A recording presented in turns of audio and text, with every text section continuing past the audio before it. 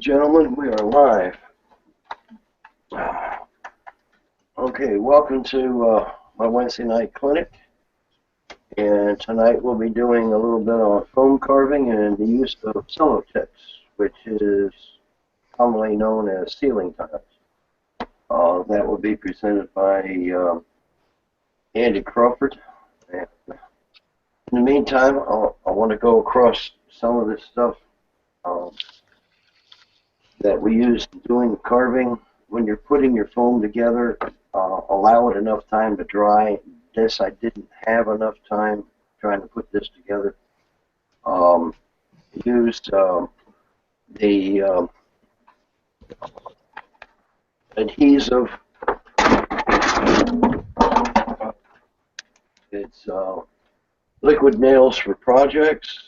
Of course, it's probably backwards on your screen. I don't know what it is.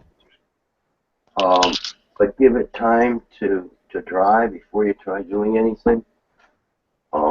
If you need to get it done quicker, you can always grab a little bit of Titebond, which is a wood glue, and it dries pretty quick, and once it hardens here, you'll pull the foam apart. It will not pull the joint apart. Titebond 2 or Titebond 3.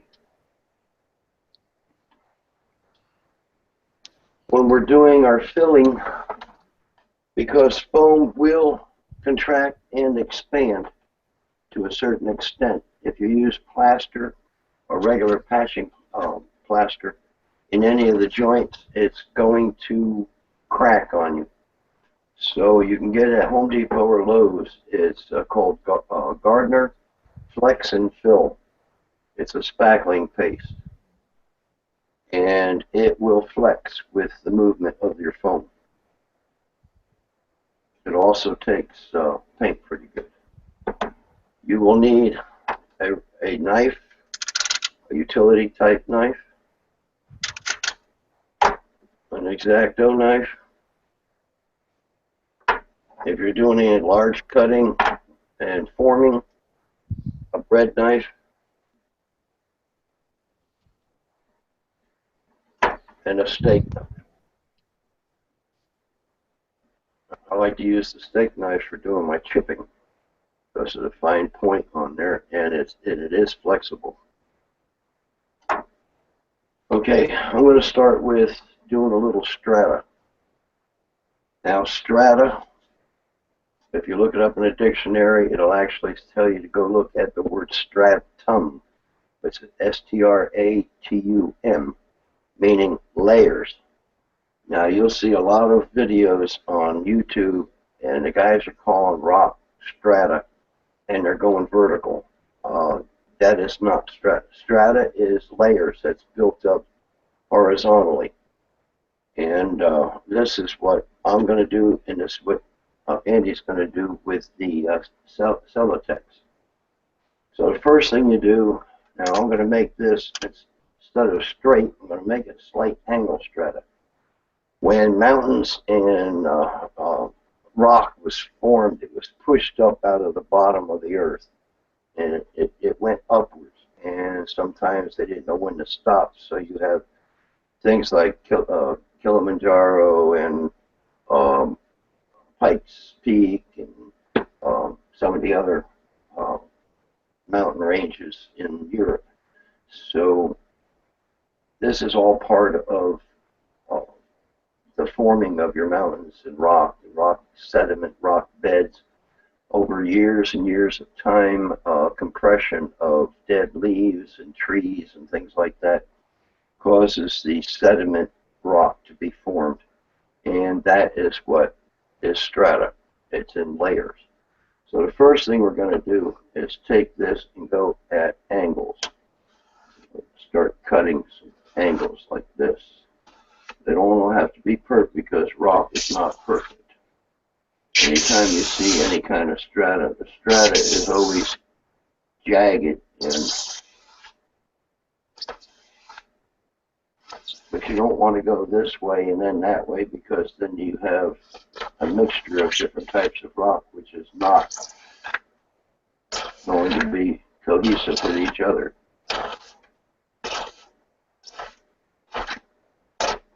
Okay. Now you have that. Go back along your lines and just trim out a little few pieces and pull it aside.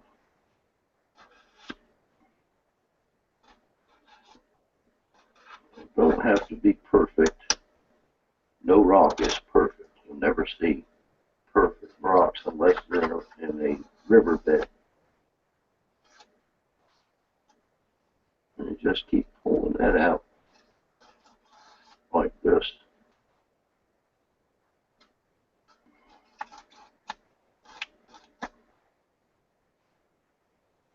And as you go along, and you're cutting your lines. Of course, most of the time this will be fastened, so it makes it a little bit harder at times. I'm doing it this way for speed.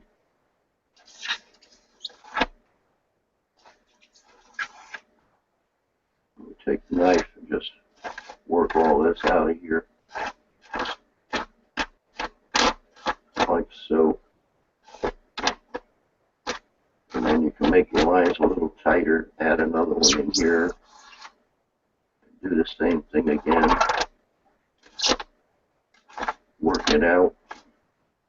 Just keep working all your rock out.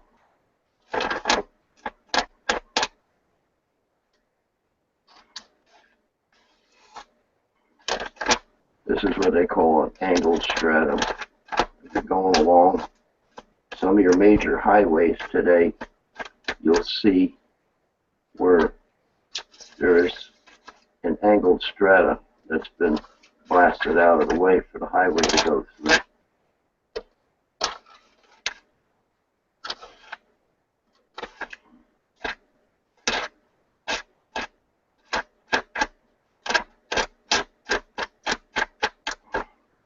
And after you get this all carved out like this,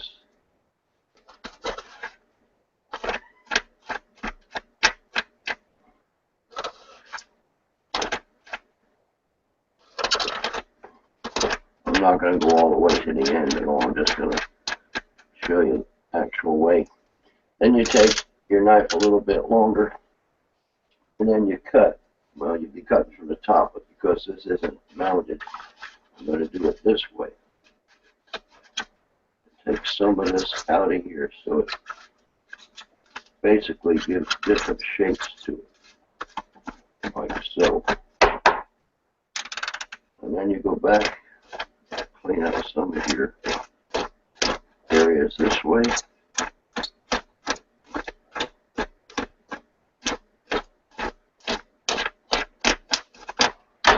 And then we take the steak knife and start doing a little chipping. Go along and just chip out the areas that are flat so it doesn't look artificial.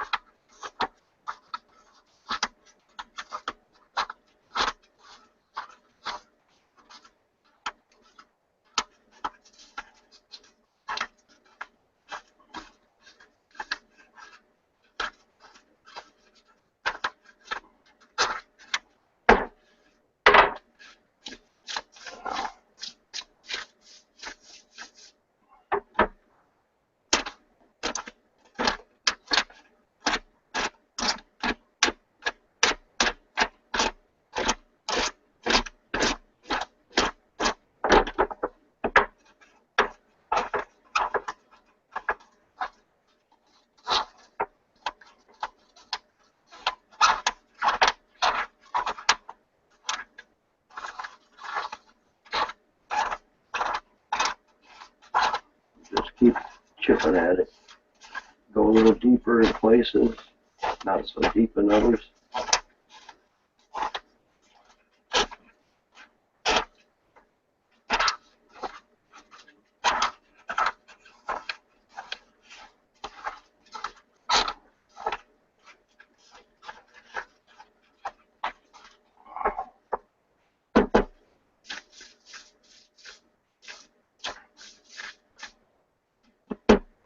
Now that's given you a basic strata, and then just go back and pronunciate some of the lines.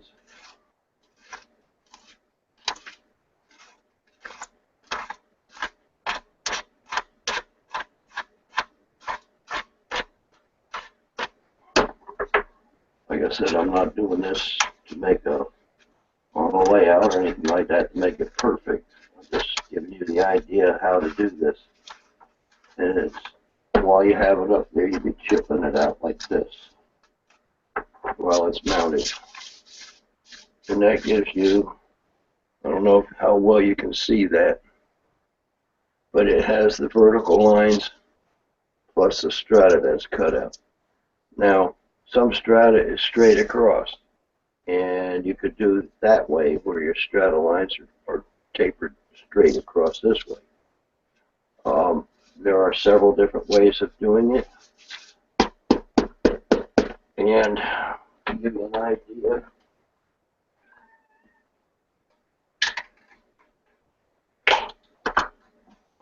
I don't quite like doing this in the house, but once you start coloring, if you don't like it, you can go back and change it.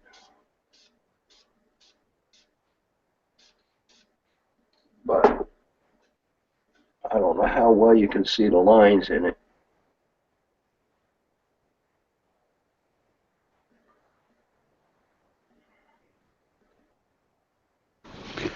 Looks pretty good. Okay. That's just doing what they call a sandstone strata. Now that's one way of doing this. It's fast, efficient, and of course you color it with more tan tones than I had this one that I'm going to use on the larger rocks for coloring in, so I just use that particular color. Now all the stuff that you chip out, of course, not these long things like this, but all this fine stuff that looks like little chips and all, if they're pretty rounded off, you can use them, color them, and use them for rock at the base.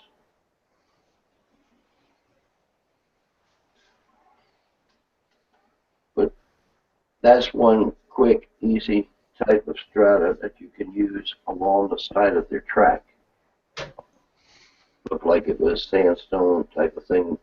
And sandstone is in almost every state of the United States.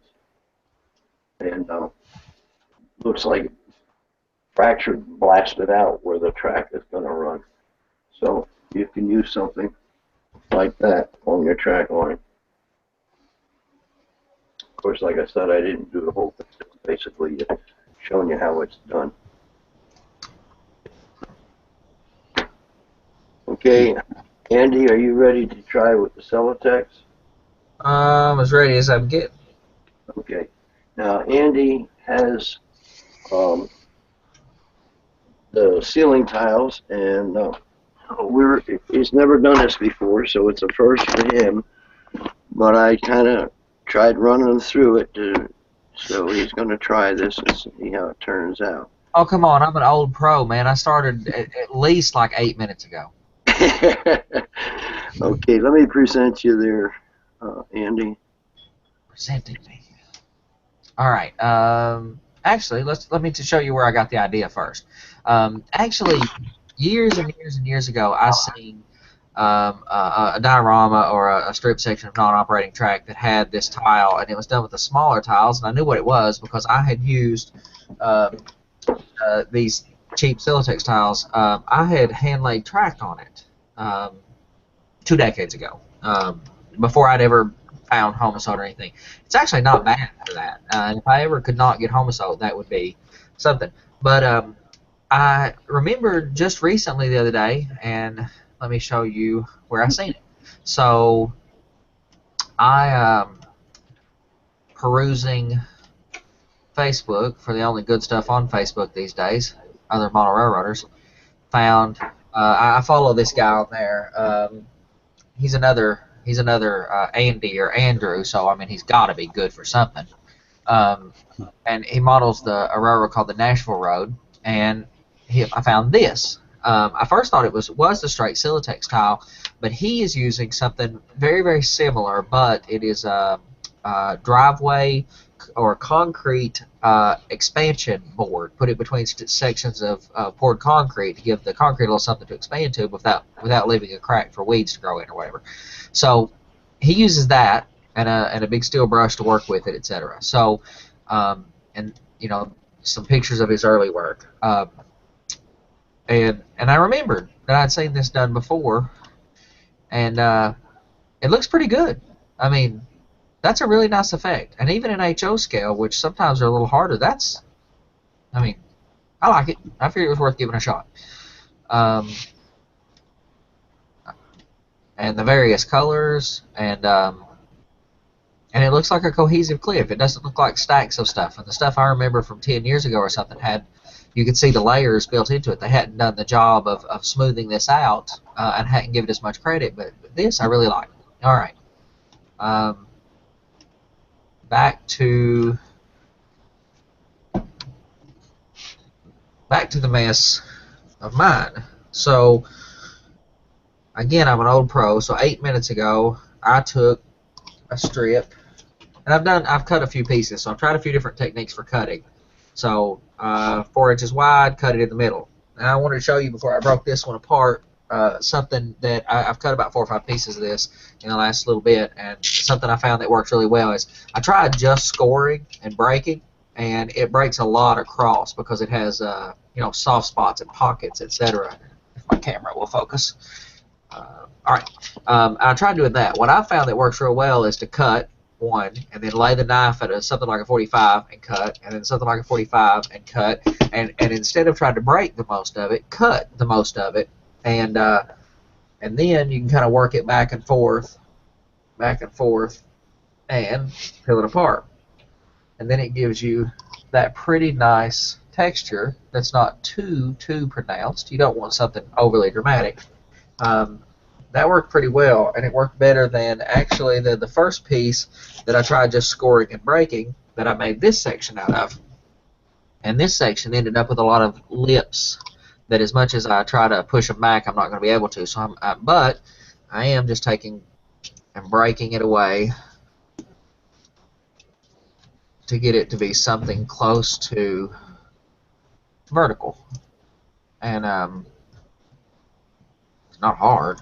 Very, very soft to work with. Actually, pretty enjoyable to work with. And I've looked for any substitute for plaster I could find because, I mean, unless you're just maybe different than me, I don't find plaster a horribly enjoyable mechanism to work with. So, It gets messy too. yeah, and it dries so fast, and then it gets brittle, and you got. I don't like working with. I really don't like working with plaster. That's why I use the scenery goop method that I use for scenery, because I don't like plaster. Most of the things, a lot of the reasons why I use the methods I do is because I don't like something else, not because I particularly love what I use. I just don't like plaster, or I don't like FlexTrack, or I don't like plastic. So that turned out to do pretty good. And then I haven't done this yet, but we'll see what kind of mess this makes. And take a brush to smooth the sections out.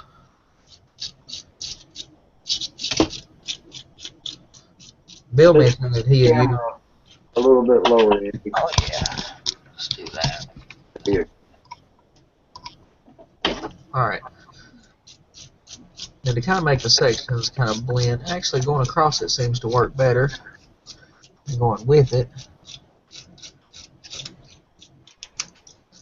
And if any of you worked with Homosote, I swear, if you cut up a 4x8 sheet of Homosote, you will get a dump truck of sawdust. I don't know how they get that much particulate material into it, but it makes a lot of dust, as does this. Hey, that's really nice too. The brush puts kind of the diagonal lines that Bill was just showing there too. It puts some of those diagonals into it that I rather like. All right. Now,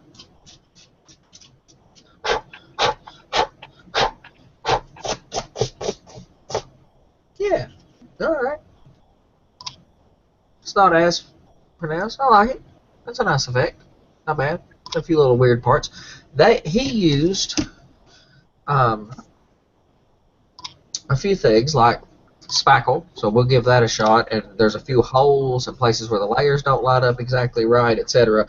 Mine's on a curve, for example, so I'm using straight sections to increment a curve. So we will use spackle and got a bunch of different kinds of little blades and tools. Actually, this is my favorite little painter's mixing blade, a little point knife. I use it for the scenery goop, so I like it. Also, I got pins in this. I pin a lot of styrofoam, like what Bill was working with was layers of styrofoam. On my layout, gosh, that stuff is messy. I glued my styrofoam layers together, but I also pinned them with, with big foot-long skewers as well. And many of those skewers, not all and not most, but some of those skewers I left in the styrofoam to add additional strength to it. So now we'll try to spackle some of these gaps. And only some of them, because we're going to use Mod Podge on it, an Artist Matte medium used for prepping canvases, to smooth out and make it not look fuzzy like it does right now. Because right now it looks like, well, it looks fuzzy. I can't think of a better explanation than that. But we're going to coat it in Mod Podge to smooth it out, make it look like rock. But we need some spackle to fill in some layers. Mod Podge will not fill in gaps, so you have to fill in gaps with some other material.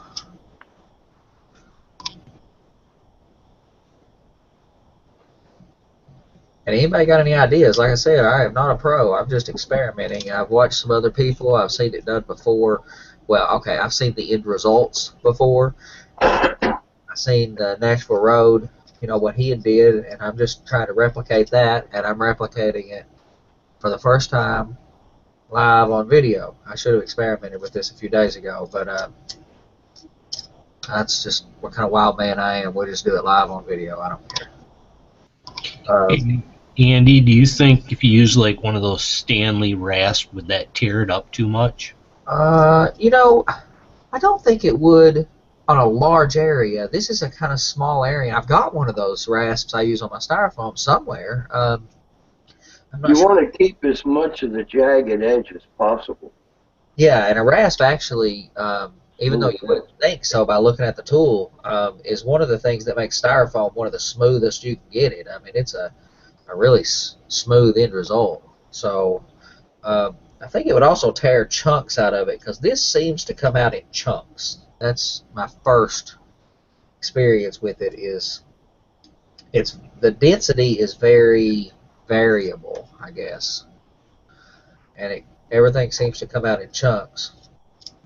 I'd like to see what that did. I don't know where my styrofoam building materials are. I haven't seen them I haven't built any modules in a few months. I'd have to look around for them. But I mean, I'd like to see what a lot of different tools do to this material. I like the wire brush effect pretty well. That's pretty interesting, especially going at it at an angle. That really does some damage in a pretty interesting way. But it does chunk, not always desirably.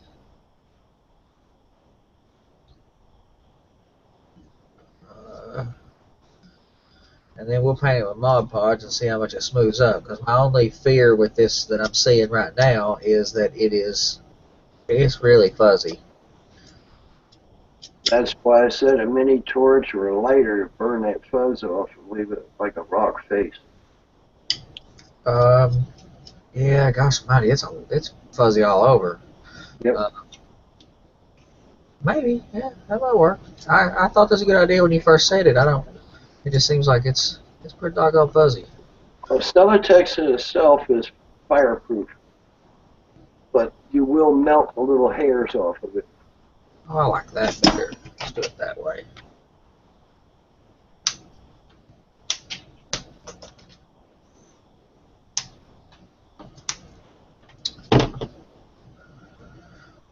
Alright, so all I did is fill in like the really big gaps and kind of bring some of it out to level. Left some indentations.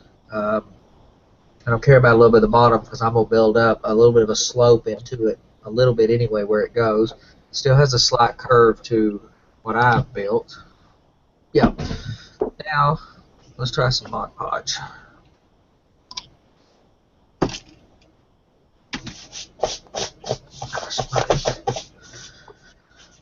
Um,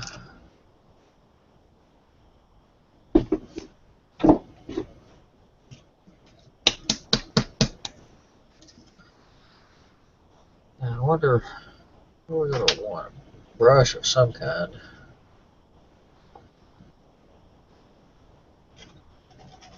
How thick is this stuff?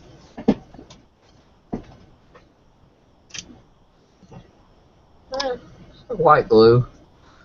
I don't really mess with Mod Podge much. I bought this bottle a long time ago, but I hadn't really found anywhere I wanted to use or any use for it just yet. Thin coat. Yeah. All right. Then we need a brush. What size brush do we want? Let me grab a brush. Let's see.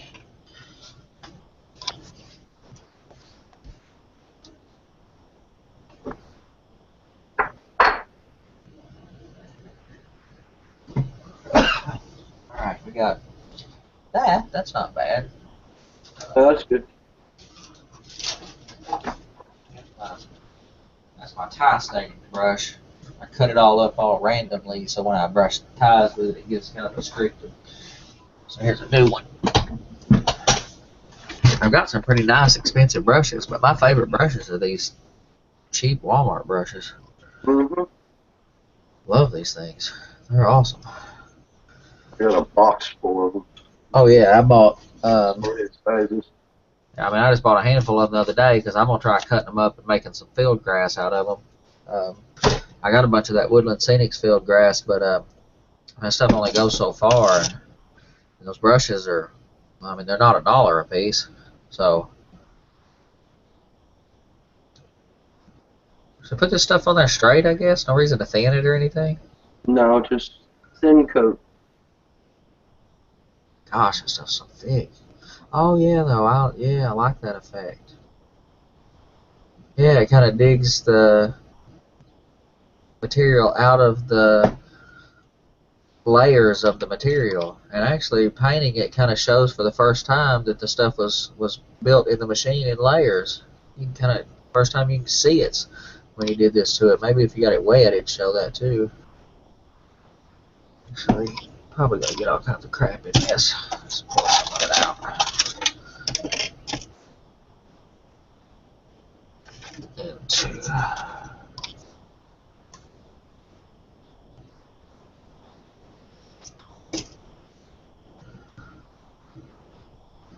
yeah, that's messy.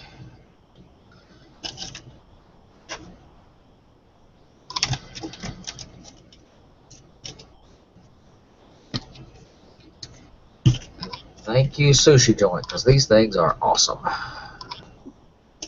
Can't find anywhere to buy them. I can buy some sushi and steal a handful of them, though.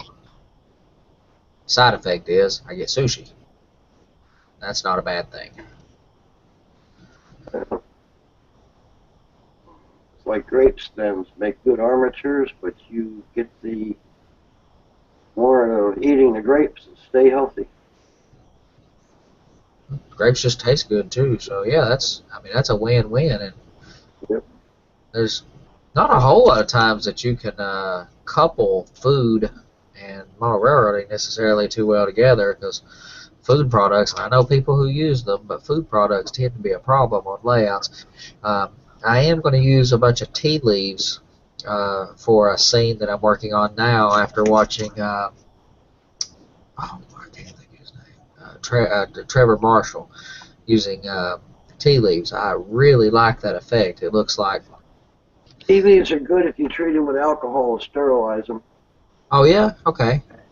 And grind them up a little bit. Do not use coffee grounds, though. No. Only reason to use coffee grounds is to make a stain. Now that's cool. I like coffee stain. You can't use the grounds. You got to filter them out. But a coffee stain is real. I mean, that's kind of old school, but it's a good technique. It works. We used to use it all the time. We used to stain. Well, I mean, it's such an old school technique that we used to stain sawdust with it. So. They can use it for staining wood too. Yep. Now, my favorite stain is that stain I've been working on for a little while. That Ron Perret, whatever, turned me on to using steel wool. Man, that is some nasty, vile stuff. It looks. I'll show it to you in a second. I mean, it looks like a science experiment totally gone wrong in the jar and everything. But man, what an effect! And I use it for some oddball stuff. I laid static grass down flat and then painted it with that material, with that stain, and it looks like dead pine needles laying on the forest floor. It's perfect for that. I use it to go over. I stain my ties with Minwax stains of 2 different colors, and then I use some of that to lay some rusty effect to them, especially on the ends of the ties. And then I use chalks to get a driftwood effect. But that stain is important in my stain process. So I use it in scenery. I use it in building construction. I use it on ties. Again, old school. It's nasty though. I mean, it's stuff vile looking nasty. Man, oh man, that's not bad. I mean, for a first time. Well, not first time. Remember, I'm an old school expert. That's not a bad. Hang on. Get it close to the camera. Yep, and let's get us a light. Nope, too much light. Less light? More light. Too much light. There, that's better. Not a bad effect. I could spend a little more time, get a few of the vertical lines to come out of it. I kind of like it. Now, by putting that Mod Podge on there, did that get rid of a lot of the fuzzies? Yeah, man. Yep, sure did. It's smooth. It's going to dry smooth. Smooth and textured. It pulled out more, and I guess what it is where I took the steel brush to it. It put some vertical or some horizontal and some slightly diagonal, but a lot of horizontal lines in it. But they filled right up with the dust that was being made. But when I laid the Mod Podge to it, it smoothed that out and gave me even more vertical lines to it. I think once this dries, I'll have to take a knife and cut some of the points where they meet and kind of cut into that a little bit and tear some of that up. I'll tell you what, I was curious if that was usable, and I'm pretty sure that is the way. I've got a section of cliff that goes around a curve with a couple curved turnouts in it where I needed a strata rock outcropping because it was blasted in the late 1800s. It was not blasted in the late 1800s. It was dug off the cliff by slaves, probably. So it doesn't need to look clean like a blasted cut line. It needs to look like somebody with a sledgehammer busted at it for 6 months. And I think this gives I like it. Not bad. Now, anybody, for the whole panel, I noticed, you're using like you say, a cheap Walmart brush. What about like the cheap foam brushes? I don't know. Usable? It won't fill the void as much. Okay. I don't know if it would get back into it needs to get back into these lines, I think. I don't know. But I feel like it needs to get back into the lines. And I'll tell you, Mod Podge really makes the difference. I had seen this done before years ago, and it was just cut like this and painted. And you could see the stacks of you could see the stacks of the ceiling tile, and I didn't like it. It was okay, but I didn't like it. The Mod Podge eliminates that. Makes it look like a single piece. Yep, not bad. That's worth All right. it. With some, Any other questions on this? And those are just ceiling tiles? that That's all they is, are, Celotex ceiling tiles. yeah, 2 foot, 2 foot by 4 foot, drop-in ceiling panels. Now, I've seen it also done with the kind of ceiling tiles that you mount to a ceiling, the little 1x1 tiles that are thinner and in scale, yeah, probably, maybe. But the 2 foot by 4 foot tiles is what I'm using, and I like that effect. Let me show you one more thing too while we're talking. I was talking about this. I mean, this looks like it ought to be toxic. I use the 1x1 tile. Yeah, yeah, especially in scale, I think. I mean, this is that stain, and it looks like it ought to be toxic. It looks like I ought not be able to have it in the house. I mean, it is the vilest, nastiest looking sludge of crap. And it's still got steel wool stuck down in it that never broke away and everything. And it just looks like dirty water. And it is the best stain I've ever messed with. And it gives very different effects depending on the age. So I wrote the date on this, and I need to make up another batch. And it's just, white vinegar and a big old handful of steel wool stuff down in there. And it doesn't seem like it's going to do anything for about 2 weeks. Also, crack the lid just a little bit. If it doesn't get oxygen, it can't rust. So for the first few weeks, it wasn't doing anything. And then I cracked the lid a little bit, let some oxygen get in there, and it started turning. But you should keep a couple bottles around at different ages. That is probably 3 months old, but like I said, there's several weeks there where it didn't progress, and it has a much more orange color to it, and it done wonders with my dead pine needles static grass effect. I really liked it. Using less vinegar on the steel wool and let that steel wool actually melt down and let it dry out, you'll have a rust-colored powder. Really? So take the steel wool out of it, like pour it through cheesecloth, and bust the steel wool up? Yeah, it'll just let it dry out into a powder. Crush it up into a powder, and you've got a rust-colored powder. Huh. It'd be metallic, so you'd have to be careful where you used it, but it can be used on anything other than, track. Mm-hmm. How long would it have to soak? It takes a while to break down. I mean, I gave up on it. I was six, 7 weeks in before anything serious started happening. Ron Perret, when he was talking about it, said a couple weeks, but it didn't happen that fast for me. Yeah, it depends on how much oxygen you get into it. Yeah, it's got to have oxygen. Will smell like vinegar in the house. Yeah. Now, I only Okay. cracked the top of it, so you can't smell it.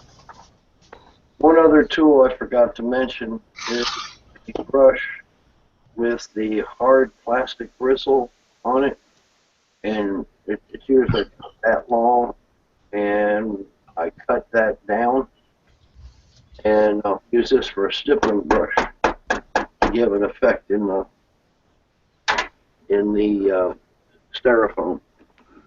Okay, I'm gonna go to presenting myself here, and we'll show you about carving other types of rock. Now, I started shaping this a little bit here on this side, and what we're going to do is we're going to make, say a little ledge or something here. So we're going to cut into this like this, and we're going to bring this down at an angle, this, until we reach that area, and then that's going to pop out. And then we can go a little bit deeper in here, like so.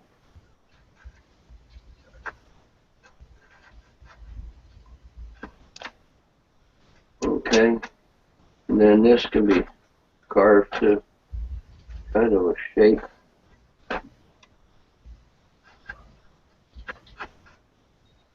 And we'll take it in at an angle like this.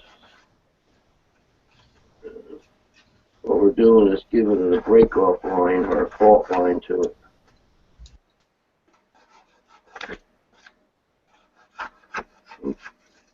Just keep trimming it down.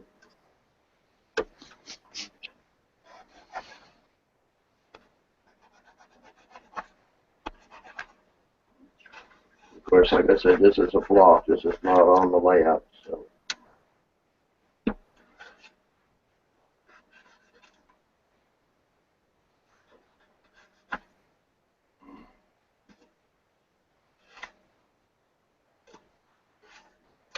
just kind of cut into it here and there.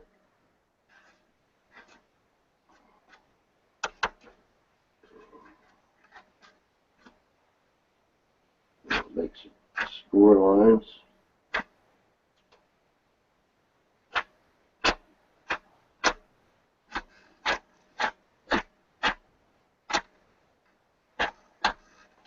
And take the knife, chip out some of this.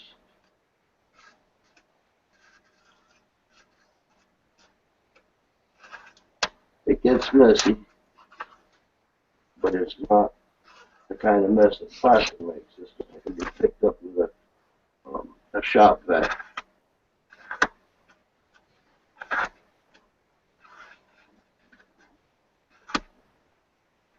Just basically chip away at it.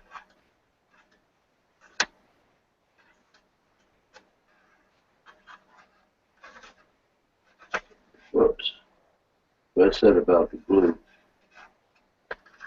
Didn't have time to actually cure it the way it should have. Now, is this a standing up wall? This would be a wall standing up as such, yes. Okay.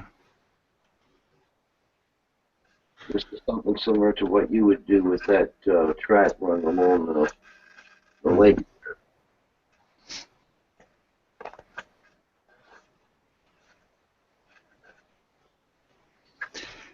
Yeah, watching this, I think I'm going to have to start cutting some more of my stuff out after I just painted it.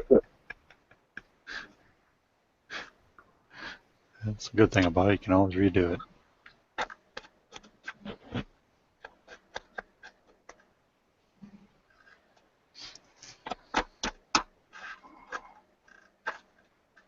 You have different fissures in the rock.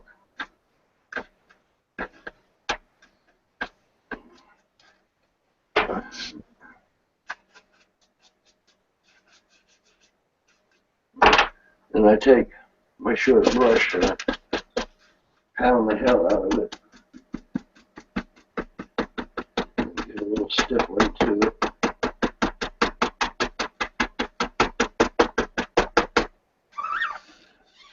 It's not holding.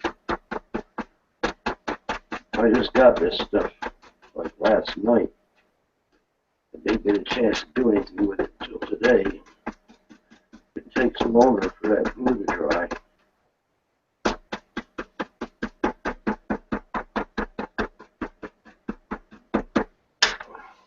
And you have something like that. Now, on the top of this rock right here, you put a little bit of ground foam, something, and like drape it down over the face of it, the same thing as some of these. So when you're doing something of that nature, what I do to start with is shoot it with a little black, get it in the crevices, like that, and then I'll go back with a little bit of the pumpkin, just giving it an edge like that, and then we go a little bit of light gray, and then after it dries, you go back with a brush with a little bit of white paint, and you dry brush it. And for those that don't understand what dry brushing is, it's where you put your brush in the paint, work it around a little bit, and then wipe most of the paint off, and that makes the brush semi-dry.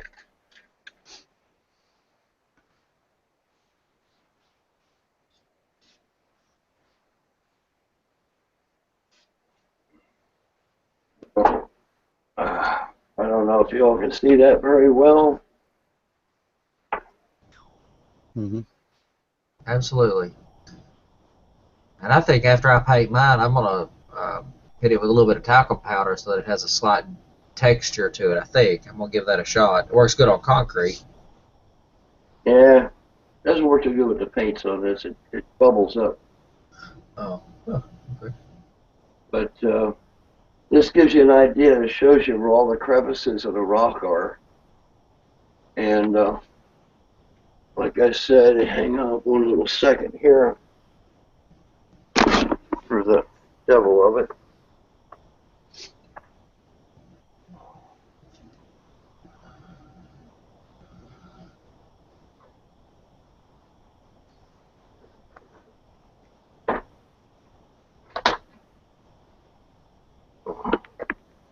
Come back out here. And give a little touch of ground foam.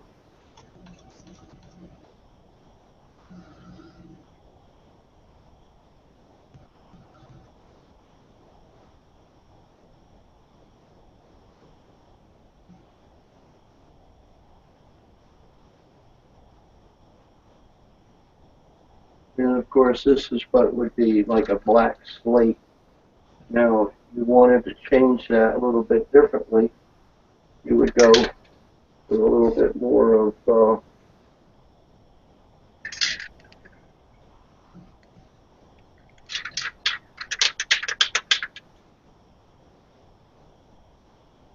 little bit lighter on the gray. And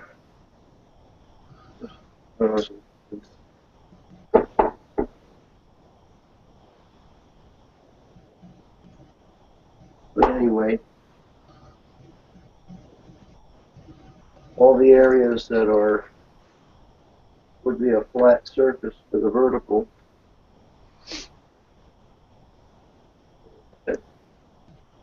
Some ground foam to it. Makes it look like, you know, any flat surface that has a little dirt on it is going to grow something. And this is just one way of doing it. That gives you an idea of that.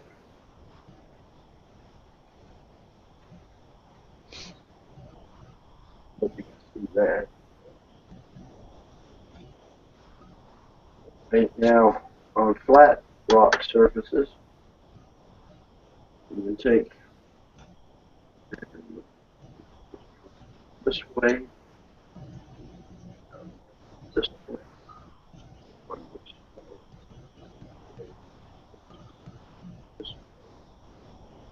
this way. And then what we're going to do is take and undercut that area. So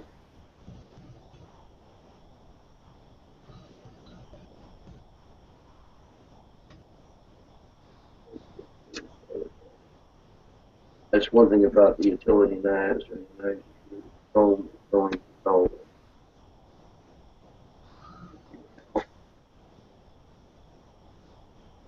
If you're going to get your utility knife, I also suggest getting some extra blades.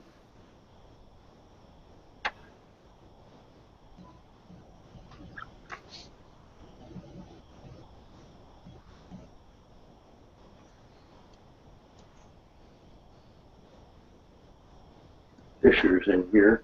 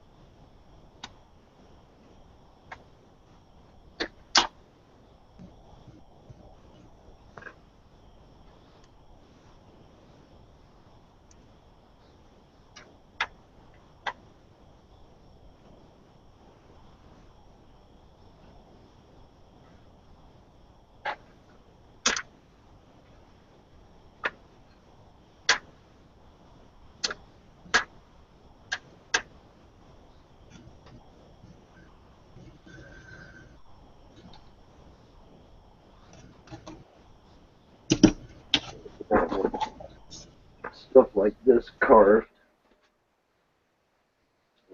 It looks like a bunch of carved out areas.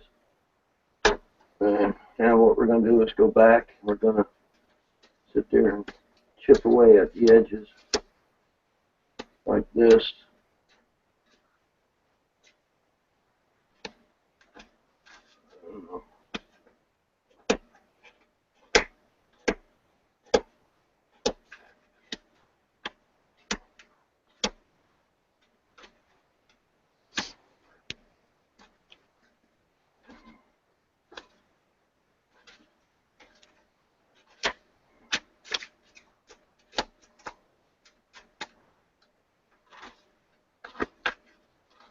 Now I can't do this too well standing up trying to hold it at the same time.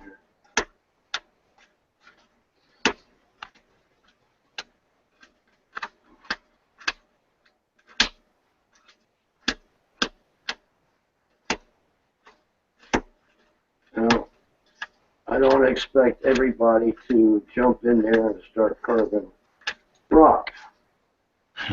Is if you're going to try and carve a cliff face or something like that, then you'll need to do this with foam. I suggest trying to get some 2-inch foam to do that. I'd have to go all the way to Tampa to get some foam, and it was too much of a trip for me right now to make. It's a long ways down there and back. So basically, I just got some 1-inch and tried to glue it together, but like I said, the glue wasn't drying the way it should.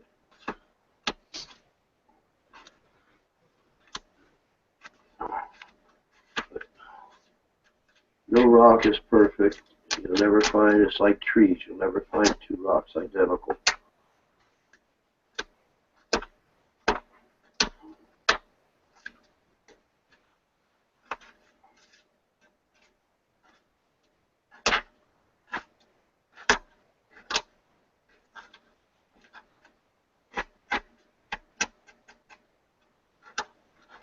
I forgot my wire brush. It's outside on the grill.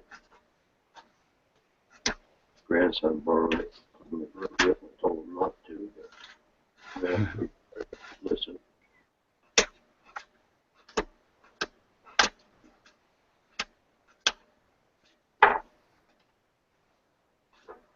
And now we have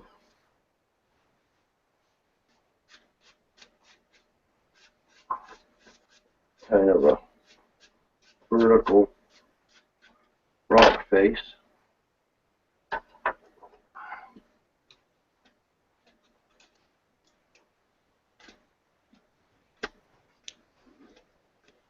Almost justices just listen to whether or not it's smooth.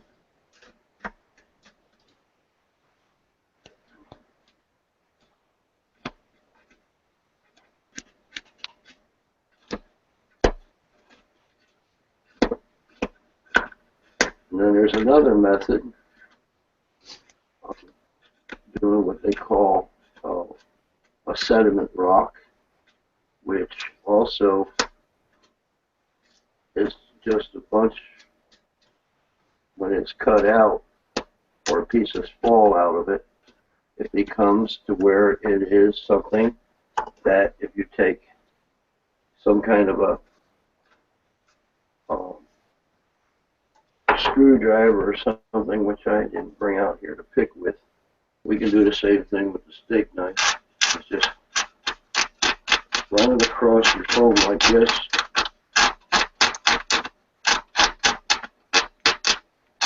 Just scratch it like that, and it'll bubble up different ways. I'm not going to go and do the whole thing, but we're going to chip out stuff like this. Just go crazy with it.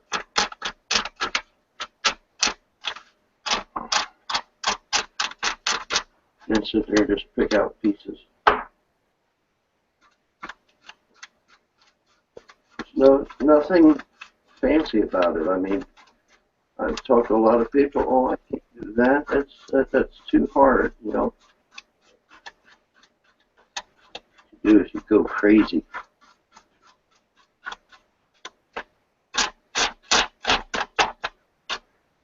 And then you take this knife and cut this edge like so. And then we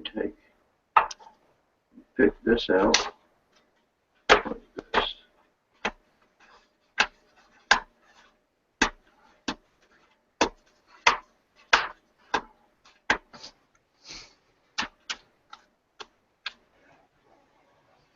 That's some big shapes.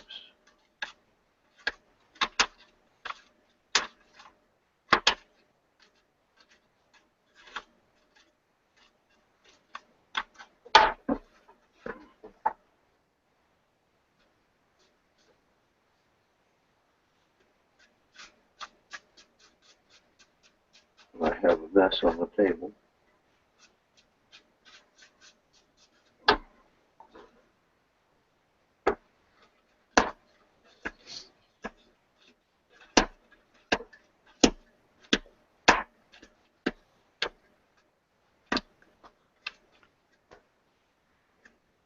Like I said, glue is not holding it where it should.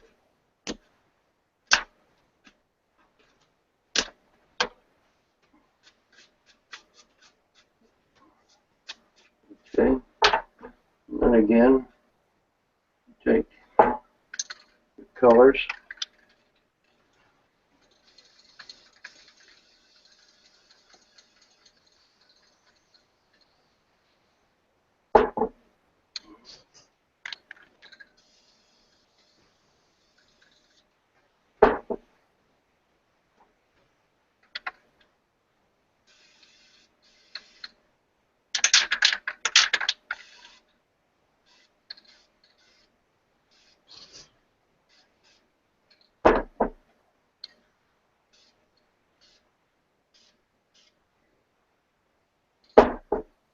And now you have a rock face.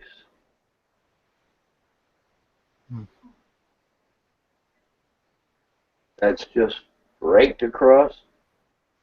And then at the top you have your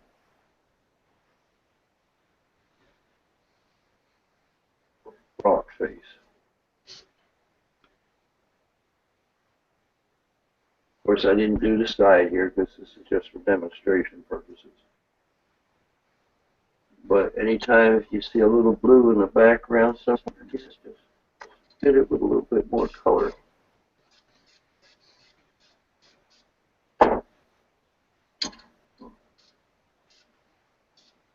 Now, you can do it, that rock face, vertical, or you can do the same carving and go horizontal with it.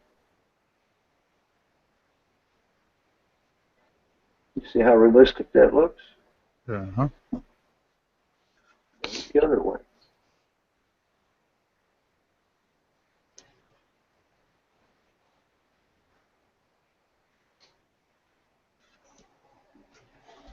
Now, would you use that big long red knife for if you were doing bigger pieces?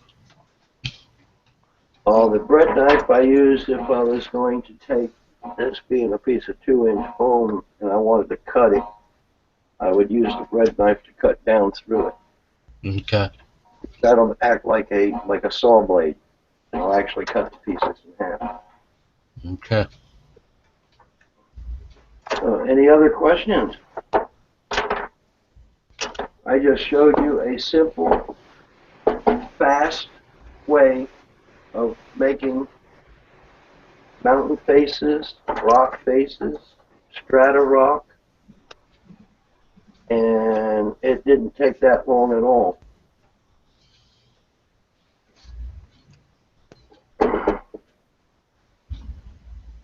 Of course, I've done this for a while, but the thing is, anybody can do it. Just take a knife and go crazy. Make some cuts. Well, gotta be careful what you say there. Yeah. But the thing is, just make some cuts to the left, some cuts to the right, and undercut it behind it and all, and then go back and chip out the foam surfaces in it to make it look like the rock is fractured. You could add fracture lines through this if you wanted to.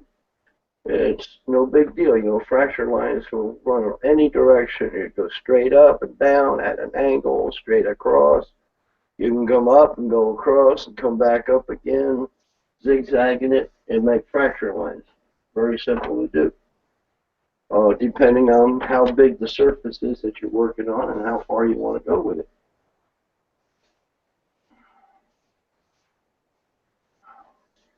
Any questions?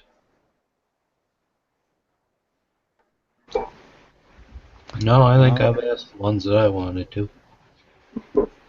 I didn't expect it to go as fast as it did. Like I said, I'm just been so used to doing it that it comes natural to. Did you make your own ground foam stuff, or you buy that? Yeah, well,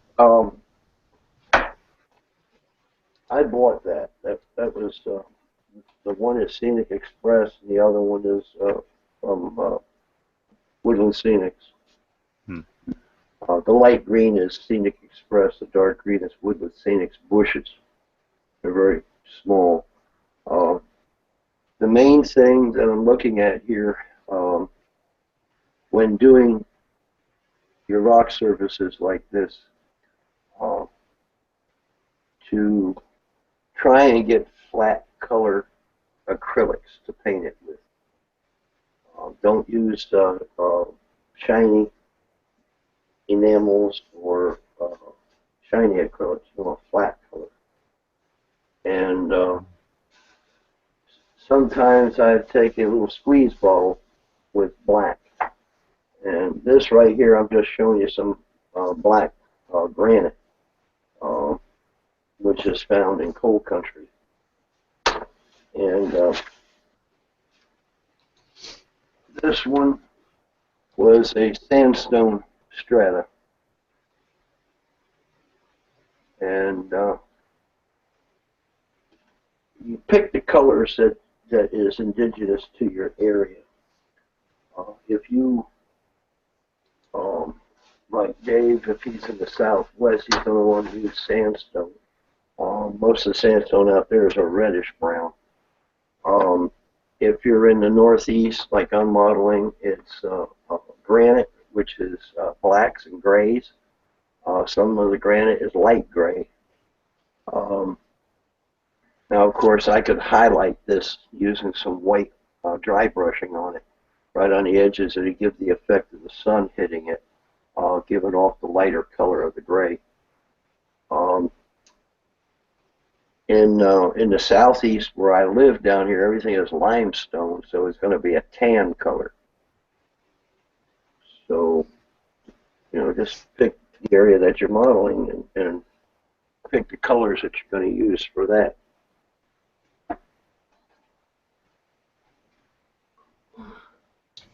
There's not a lot of rock in Florida, is there? Lime rock. Yeah, we got our Florida mountain out here. It runs up through the center of the state, and highest point of it is 690 feet above sea level. Okay. I know there's like coral. I've seen like some coral down in there where somebody's made like a coral castle or something from the sub. Yeah. Or something. Years ago, it used to be okay to go out and harvest coral. Nowadays, don't get caught with coral. You will go to jail. Even old dried coral that's on the ground and also it's not allowed to have it. Most of everything down here, like I said, is lime rock. Okay. Tan in color and very porous, has a lot of big holes in it. Hence sinkholes. when the water leaves it and it dries out, the webbing, all those big holes, dries out and it just caves in, crushes in. So you get a big old sinkhole. So, any questions? To do holes like that, would you use like a drill bit? Like just go wild with the drill bit all over the place? Yeah. Or Yeah, drill it out with a drill bit and then go around with your X-Acto knife and chip out the edges. A lot of those holes are smooth, but they're not concentric. They're not exactly round. They'll Right. be a bunch of dental picks. oblong and everything else. So you would chip it out to look like it and give a little bit of a rough edge around some of them. Mm-hmm. But you didn't use a drill bit on these, did you? On what, this? Yeah. No. Oh, No. okay. I heard drill bit, and I'm like, what? No, that was for lime rock. If you have Oh. exposed lime rock with a lot of cheese, we call it Swiss cheese holes. Oh, okay. But like I said, this is just something a lot of people don't want to try, and I keep trying. I keep telling them, don't fret it. If you make a mistake, cut the face off and start over. It's not hard. I just showed you a simple, fast. You could do in 4 hours. You could probably do, I don't know, 6 foot of wall, 18 inches high, Yeah. and That have only something take you about that looks 6 good. months with plaster. What's that? That only take you about 6 months with plaster. Yeah, exactly. Plus a lot more weight. Like Bob, for instance, and you, Andy, the two of you are using styrofoam base for your layout. Yeah, plaster's a problem for me. That's why I was wanted to Way experiment. too heavy. Yep, way too heavy. And this would be ideal for you guys. And Phil, you have limited amount of space. Again, this would be a good way of getting a mountain or something because you only need to go 2 inches thick.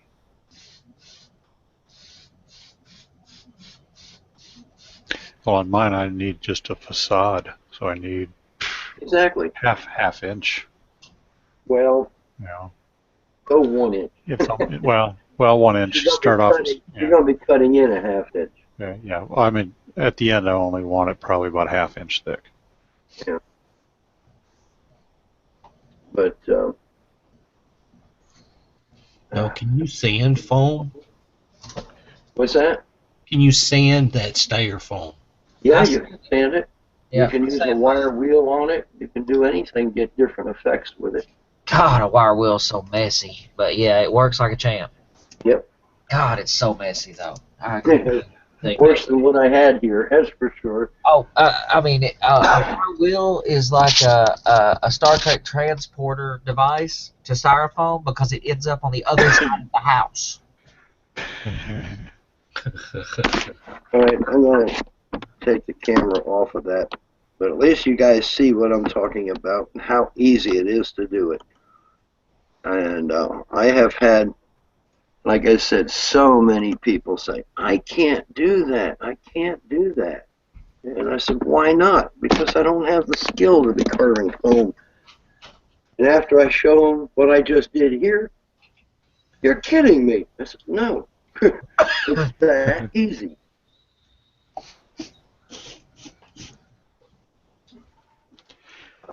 Yeah, you just got to at least try it once.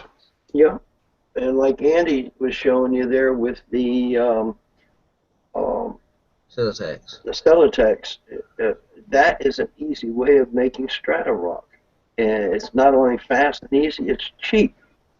Yeah, they're $5 for a 4x8 ceiling tile, and I barely cut one little strip off from it, and I got a whole stack of little pieces right here.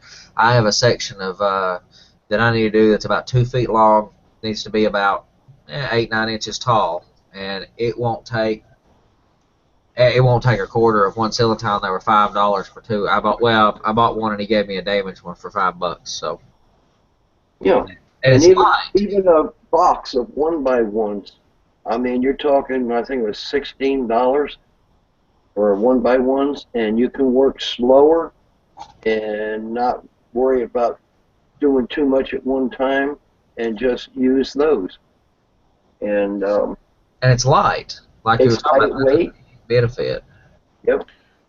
Yeah, someone had suggested to me, like, put some Ready Rocks on that. Like, well, I don't need to now. Nope. Just Ready carve my own Rock Ready is Rocks. expensive. Yeah, man. Molds are expensive. Plaster is Mhm. heavy. God, you gotta have a lot of molds too. I mean, I have like 8 molds, and I need 5 times that. Yeah. Well, it's not only that, but if you keep going repetitive, when you go from one area to another, you're going to see the same rock styles again. Yeah, I haven't repeated rocks so far. Well, no big rocks. I've repeated small rocks, but I've took my dental picks to them and stuff, so I've done okay with that. But I'm at a point where I either have to have more molds or I can't progress because I've used my molds. Uh-huh. The only way to make molds make sense is if you got a group of guys that can go in on them and trade them back and forth and stuff. Because Okay, now there's one other technique for making loose boulders, and I mentioned this once before. Go buy you in a dollar store, Dollar Tree or something like that for 99 cents to $1, an ice cube tray. Or if you don't want to spend that, you've got an old egg carton. Huh. Styrofoam one? Yeah. Better than... that's actually going to be better too. It's semi-round. Yeah, mix up some plaster, pour it in each one of the holes, but don't come all the way to the top. Let it come up just to where the indentations are in between here. And when they harden, pop them out and carve out boulders. Now, I think I showed last week, I think it was, where there was a waterfall. The guy had the boulder sitting on top and all, and made part of the area around the waterfalls out of the same thing. And you can take your little carving knife and tools and actually carve out boulders. And the plaster will take your dyes and diluted paint, washes and all, and make them look realistic and set them down in different areas of your layout. Now you've got realistic looking boulders. Are you putting hydrocal in there or just regular, like, drywall plaster? Paris. Yep. Yeah, That's Paris. that's molds Okay. easy. I haven't had good luck with drywall with like wall compound. It's fine as like a base coat for things. Like I base coat my styrofoam with wall compound and then stick plaster of Paris rocks to it so that it has a nice surface. But it cracks and stuff like that, so it can't be. In my experience so far, it can't be a finished surface. Yeah, it's what I was trying to explain once before. Plaster of Paris is made from lime, and that's soft. Hydrocal is made from calcium, and that's hard. Now, hydrocal will crack and break faster and easier than plaster of Paris. But it's lighter weight. Hydrocal is also harder to carve. Plaster of Mhm. Paris stays soft and not so dense, and you can actually carve it. Now, hydrocal's lighter weight, but than plaster. Yeah, Yes, but that's the benefit. That's really the only benefit. So hydrocal works good like in plaster cloth, but not for molds.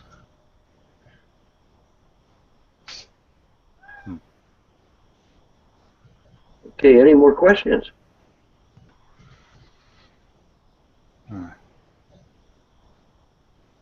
So you guys gonna give this a try? Oh, yeah.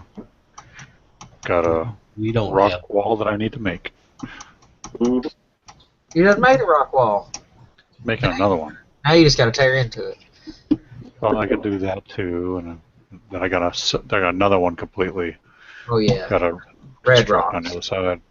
Yeah, he's gonna model the train running along the ledge for the DNH up at Red Rock. Champlain. Yeah, what they call red rocks or whatever, right? No, this is What do they call that? it's the oh, what the hell they call that again? The Mystic. Rensselaer It's called the Monroe. Mystic Cascade. The Mystic Rensselaer Cascade. Model Railroad Club modeled it. Have you seen their model of it up at Troy? The Rensselaer Model Railroad Club at Rensselaer Polytechnic College. college land. I mean, it's in the railroad. Yeah. They put Yeah. 12-14 section of Yeah, but they made it a river instead of a lake.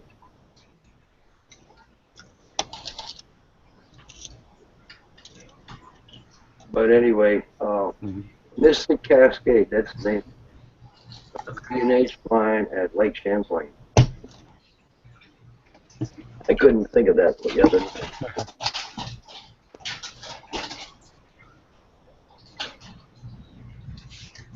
But anyway, No, foam to me is definitely the way to go. it is. It is. Ever since I first came across an idea given by one of the older modelers that started doing foam back in the, I guess, the 70s. And actually, he was using the two-part foam and let it swell up in areas. Then he'd go in and he'd work with it. But he had to coat it when it cooked. And somebody else came out with using the 2-inch, using a 2-inch foam, and it came out so nice that I decided that's the way to go, and I started doing it with foam, and I've done it since. Like I said, my HO gauge layout, one corner of the layout had sagged 3/8 of an inch. And when I tore it apart, I had over 60 pounds of plaster in a mountain on that end. And I said, never again. And it was a bear to get out of there. This time I'm going all foam with a little bit of plaster, not much, enough to give my basis to it. There's some benefits to plaster too. You know, you don't have to go one way or the other. I'm going to use styrofoam. I'm going to use the Silatex now. I'm definitely going to use the Silatex, especially in some single layers that I have that are sticking out of some tall grass. And I had plaster, and I'm going to keep doing some plaster with some of the molds.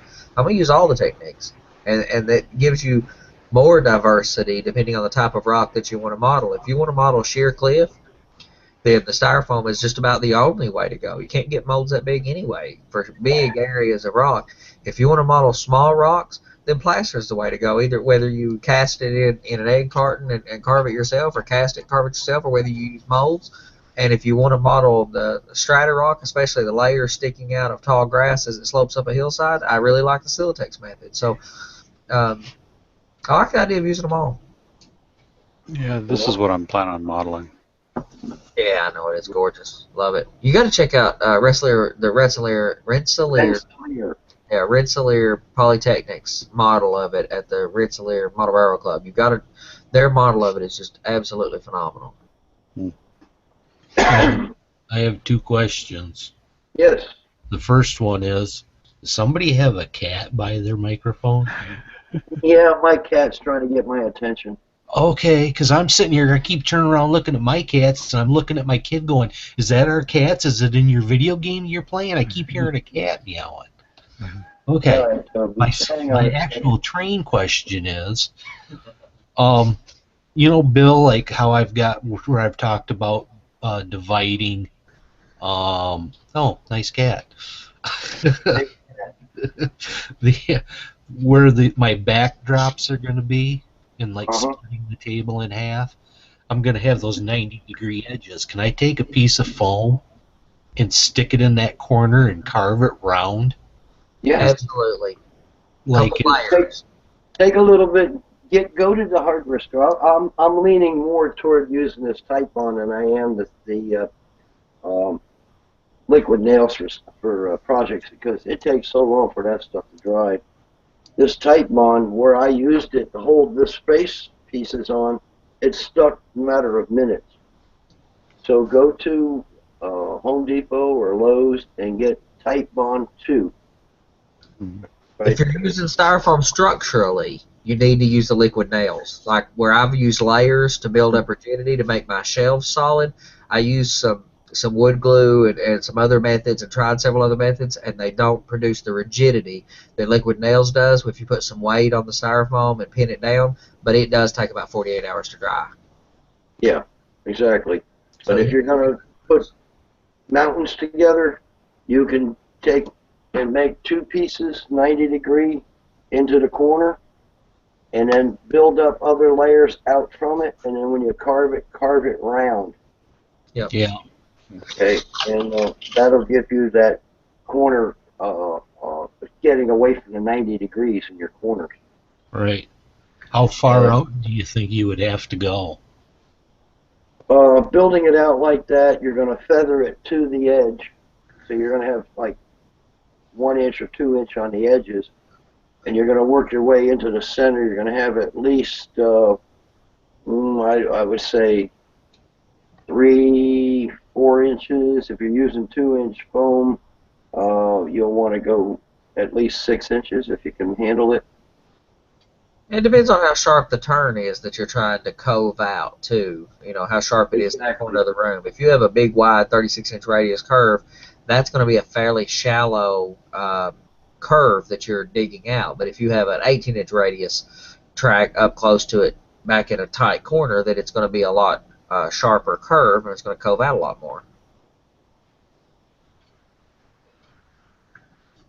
Yeah. That's why it's such a shallow curve on this on the Silatex that I did, because it's a 40-inch radius track that it adjoins to. So Let me see if I have a picture. Okay. Hopefully this will show up. And like I said too, you don't need to have it flat top, but at the top of the thing, you can actually curve it, make it look like it's part of a mountain. Anything that you need to do for your layout. Right. Okay, I'm gonna present real quick. It's pretty tight. Yeah, let me bring this up. I'm talking like right here in this corner and in this other side. See where these solid black lines that run down through here? Yeah. That's where the divider is. Same with here. So you'd have, this corner, basically. And I thought about, bringing them over and doing like, a wider stance, which would kind of give me a little bit of a tunnel, or maybe it doesn't necessarily have to be a tunnel per se, but trees and stuff would hide this opening. Mm-hmm. And then on the other, on this other end, I have basically, the same thing. The board's going to run across. I've got to come up with something here. I got all kinds of room to put overhanging trees, that the train could kind of disappear into. And then I've got this damn, pole that these sections are going to have to butt up to. And I thought maybe I could just take like a larger PVC pipe to put around it, and then I could do all kinds of crap to the outside of the pipe and build up on it to basically go around this and kind of hide it a little bit. How big diameter is that pipe? It's 3.5 inches. Okay, you could take the bottom of that and make anything from a tank to a silo. You could put a building around it and cut the roof out, up through it, anything to disguise it at the layout level. Yeah. We did one time that had a 4-inch square I-beam as a riser for the trusses, and we put a 5-story building around it, and didn't even worry about the roof. Just build it up 5 stories. So when you took either a cab ride or took pictures of the layout in that area, there was a building there instead of a pole or an I-beam sitting there. Okay.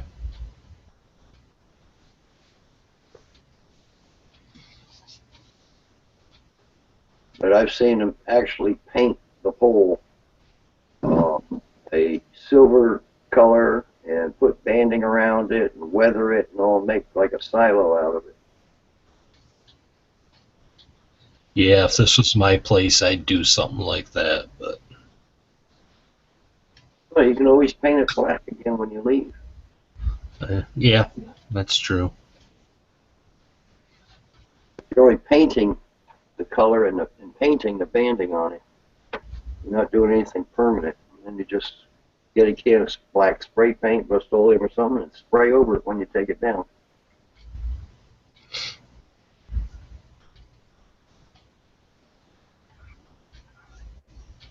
All kinds of things you can do to disguise things that are normally taking away from, or making it an eyesore, so to speak. Yeah, necessary evil. Yeah, exactly. So what do you guys think about this? Think foam carving's the way to go on yours, huh?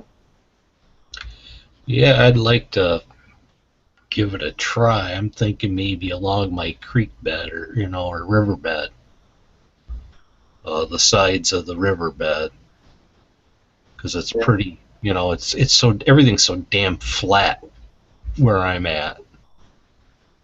Mm-hmm. But I guess I could always throw a mountain in. Yeah, anything for a little deviation. Right. What do you think, Matt?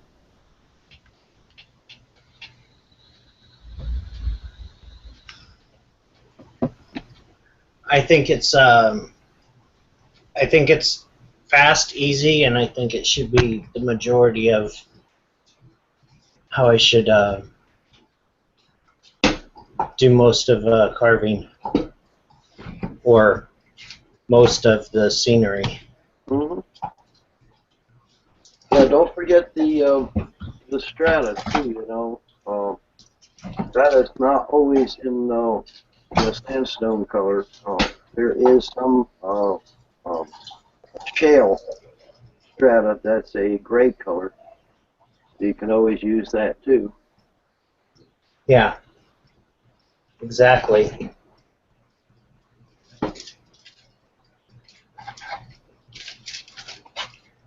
I know Andy and Bob are going to do it. Well, when I get around to that, it definitely is the way to go. I've got lots of in the scenery that I will probably be doing in the Sierra Nevadas.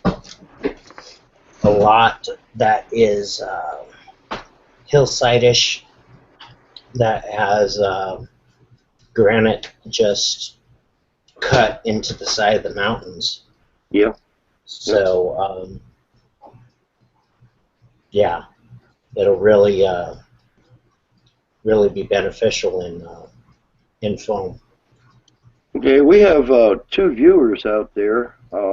You have any questions on it? If you do, go ahead and type in your questions, and we'll see if we can answer them for you.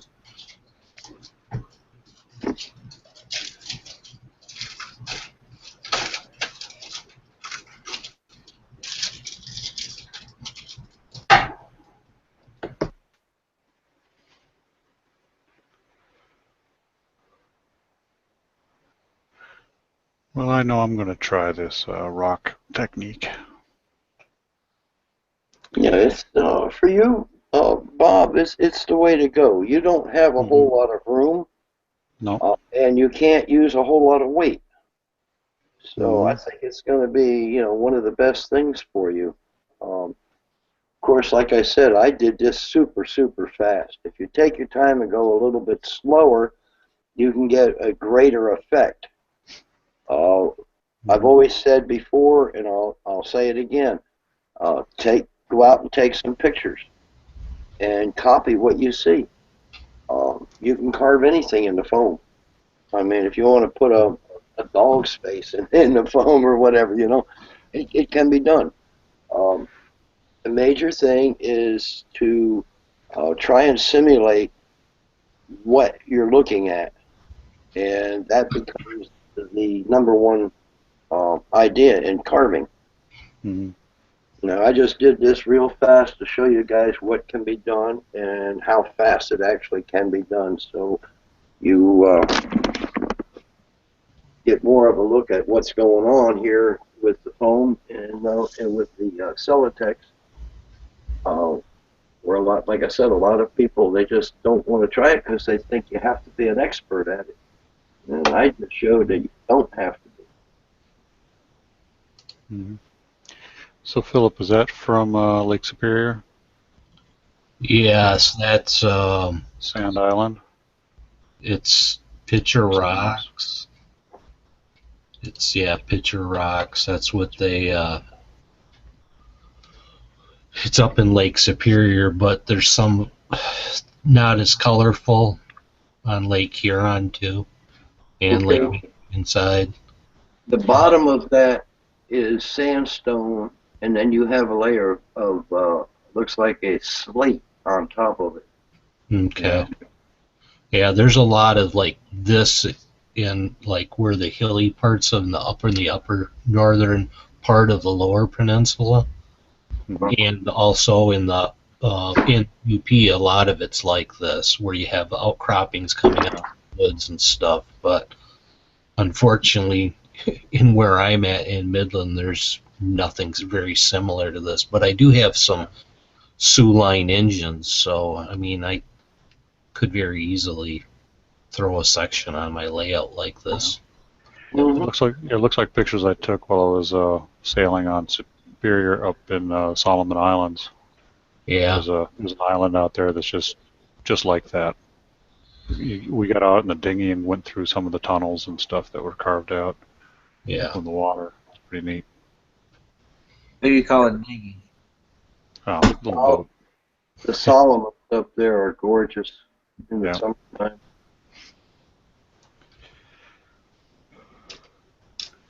Yep, been there a few times sailing on a yacht. It was fun.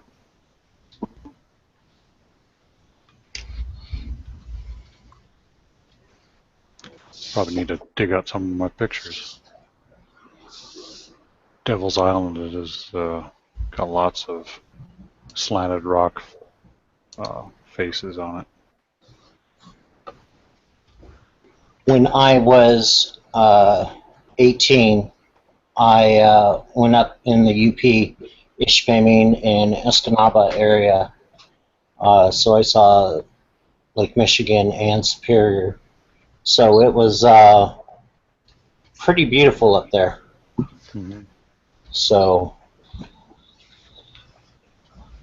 first time I saw different trains than out here. So it was quite different. Saw the high nose and all that. Quite an education. Mm-hmm.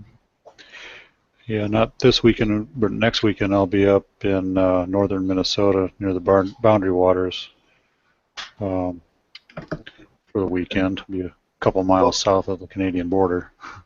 Go up and visit Troy. Never know. It's in the right area, but it's like 150 miles out of my way. But you never know. I have a feeling I'll have a lot of stuff to do on the way back. Mm-hmm. Well, I've been telling you guys all along, that I've got all this experience and everything, and I have been doing nothing but telling you about different things. And tonight, I finally got a chance to show you something. And I hope you enjoyed it. I hope you learned a lot from it. And I will continue doing this clinic. And now that I have certain things straightened out, it's just making it a little easier for me to progress further and deeper into the different aspects of model railroading. Mm-hmm. There are so many different things and ways of doing scenery. I gave you so far a bucket full. And I'm hoping that somebody somewhere along the line is going to say, wait a minute, you didn't touch on this.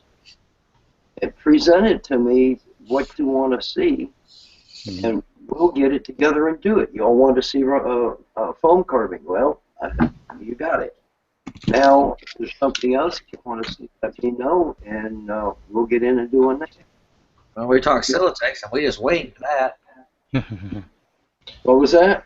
We talked about Silatex just casually last week because I had just seen it done, and we just winged that. I mean, seriously. Yeah. Like I should have practiced a little bit and played with it, but it was totally winged to see if I liked it live on camera. It worked. Yeah, that was cool. I liked. Well, I liked tonight's show. That was a lot, very beneficial for me seeing actually stuff being done. Well, live, this is so this you is can why- ask a question if you needed to. Yeah, this is why I said I need to get my layout going so you guys can actually see what I was talking about. Talking about things and showing you other people's layouts and stuff like that doesn't always click. But if you see somebody actually doing something firsthand and not video showing you this is what I did, you know, show me how you did it. And this is what I want to be able to do. I want you guys to get 100% eyes on how things are done.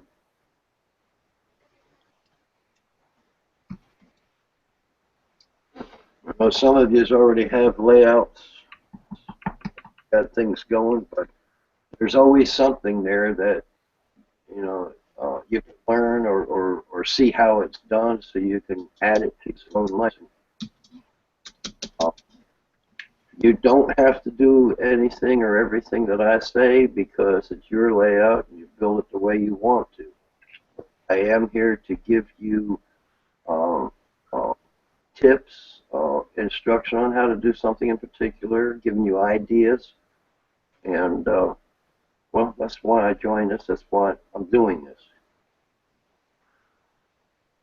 Paying it forward, so to speak. Mm-hmm.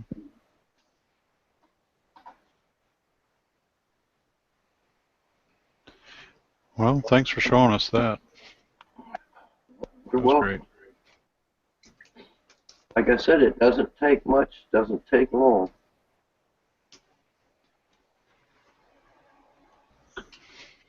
This is definitely one to go back and watch. So thankfully, it's one that's On YouTube. recorded. Yep.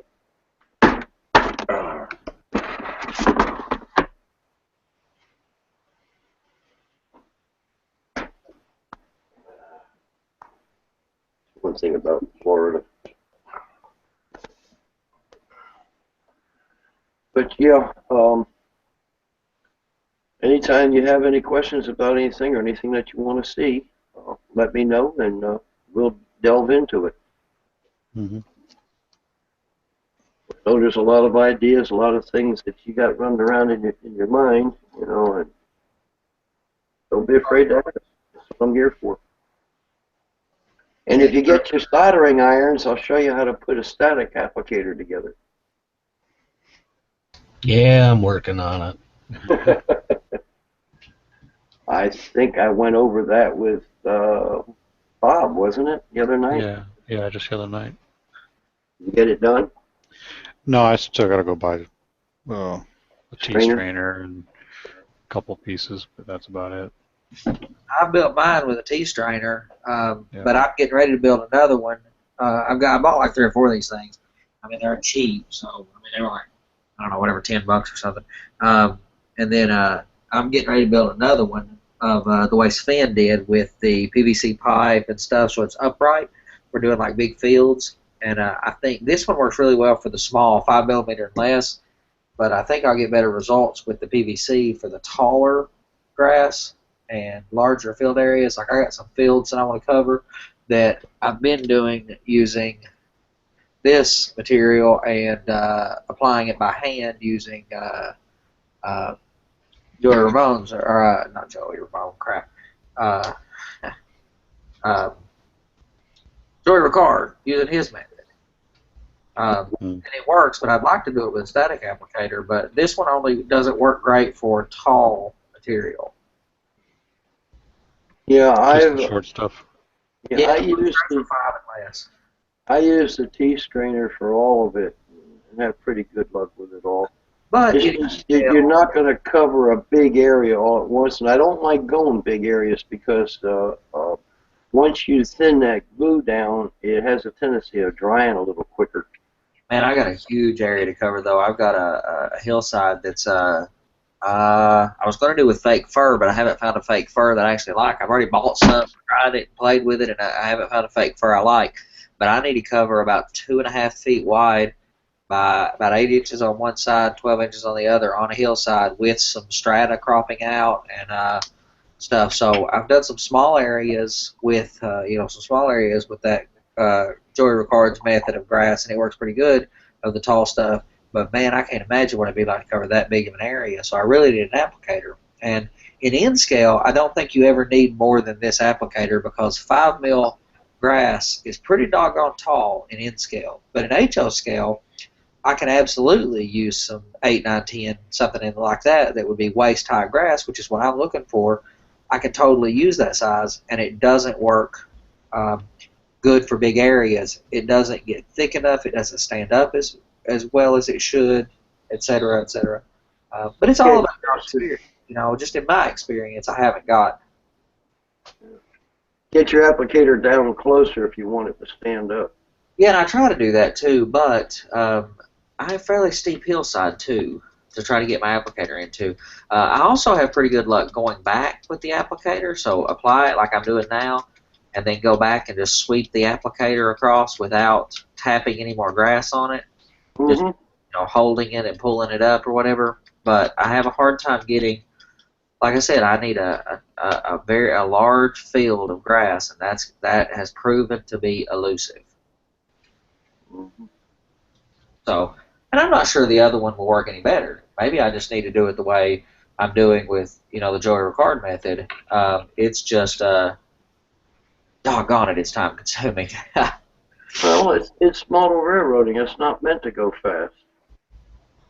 Well, yeah, of course it is. It's supposed to be a substitute for video gaming, right? Instant gratification. Bam, bam, bam. Mm-hmm. Okay, I may be deluding myself. No, there are a lot of people out there who can work pretty fast, and that's all they want to do is get it done, get it done. But I'll tell you what, there's people out there that work incredibly fast and do incredible work. Ken Patterson, watch that guy work, man. He will throw together an incredibly beautiful scene from styrofoam to taking photos that end up on the cover of magazines in 8 hours of work, and all it took was him throwing down and a hairdryer to speed it up. And it would take me months to do some of those same things. So it can be done. Part of it is just getting really comfortable with the techniques. Right now, everything I'm doing is just a big experiment. Versus he already knows exactly what he's going to do, and exactly what the next step is, and I don't. Well, Ken Patterson has been at it for a long time too, so he's got the technique down. Oh, he didn't just start? I thought he was a newbie. He's incredible. Yeah, he's been at it all my life, and he is an incredible modeler. But doggone it, he's fast. Because, I mean, he does it professionally, If it took him as long as it takes me to do something, he couldn't make money at it, Exactly. And I'm not just doing it to get it done. I'm doing it because I enjoy it. I take my time, and I look at it and think about it. But also, I have to invent the techniques, whereas he already has it, He just has to do it. Well, technology today with static grass and foam carving and different use of materials and paints and stuff does make it a lot easier and quicker. But then again, like, you go back to the old school stuff, like your vinegar and steel wool for stains and powders.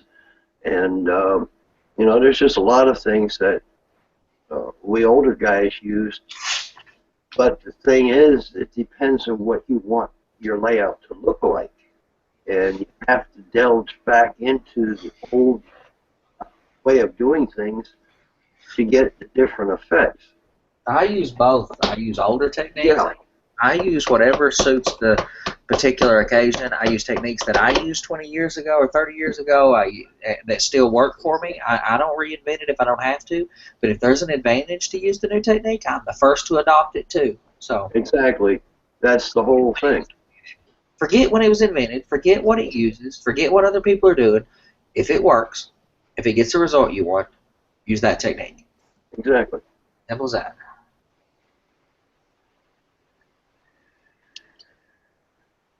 So is there anything else you guys want to see? We want a tour of your layout. I wish that was possible, believe me. But if we keep pushing you for it, it will. That's what we do here. We encourage each other. I'm expecting some turnouts in here for the next week or so. So I'd like to see how you Modify them? how you make them so everything runs smooth. What detail, what you actually have to do to make things so that they're better than what you get when they open up the package. Yeah, build them from scratch. That's how you make them run great. Well, Andy, my vision isn't good enough to be able to do that. It's. I know that's me just dabbing. You're using all custom line, right? Yep. Yeah, okay. You can work. HO is not as troublesome as the N scale, No. but it always helps to do a little of the cleanup on them to make them run that much smoother. So I'll show you how to do that. Okay. Well, here's a picture of my trestle all kind of put together with an engine on it. Yeah, man. Just for Nice. show. Just for show. Oh, Looks really good. I'm still of the opinion that you need a little less blue in the water, but short of that, Well, I'm pretty sure I need less blue. Yeah. But and you said it first. I'm not calling you out on nothing. I really Yeah. like what you've done there. But you said it first. Yeah. Well, I like the blue because I was saying, okay, I wanted some sort of a hint of blue to kind of shine through, so like maybe the sun was hitting it or something, and just kind of reflect the sky or something. But but I am going to put some black in there and Little green. kind of make it deeper looking. You don't have any top coat. That's just paint, right? Yep. Yeah, it's just paint. Okay, put you another coat on there and mix a little bit of green, a little bit of light blue together and work it into that. Leave the center a little darker. Yep. Go around the outside edges. And then when you pour your water effects over top of it, you will get that gloss or the shine off of it as a reflection. And it'll also give it some depth. Yep. well, that rock doesn't look that bad, Bob. It's blurry. Dude, everything's blurry to me. Okay. Well, I have a video, part 8, coming out that shows how I painted that up to Okay. this point. So that comes out tomorrow. It's just a rough look at it, and it's a work in progress as always. And now that I've got these techniques, I'm gonna probably apply that into some of this rock and paint it over again, and do Yeah. something different. Yeah, the rock that you have there now looks like it was blasted out in layers. Yeah, it's sort of like a granite kind of Yeah. shelf there, but there's a waterfall in that area. But I was pretty much going to kind of cover it up with a lot of trees and foliage and everything else, and so it kind of looked like it was just grown over. Yeah, it doesn't look bad. One of the things I really like about working with foam is that, unlike plaster that is a semi-permanent, you really have to tear into it to do some damage. Styrofoam is really easy to go back and take anything you learn new and apply. You can take a knife and tear into that and slap some more paint on it and continue to improve it without it being such a dramatic, you don't have to take a hammer to it. Mm-hmm.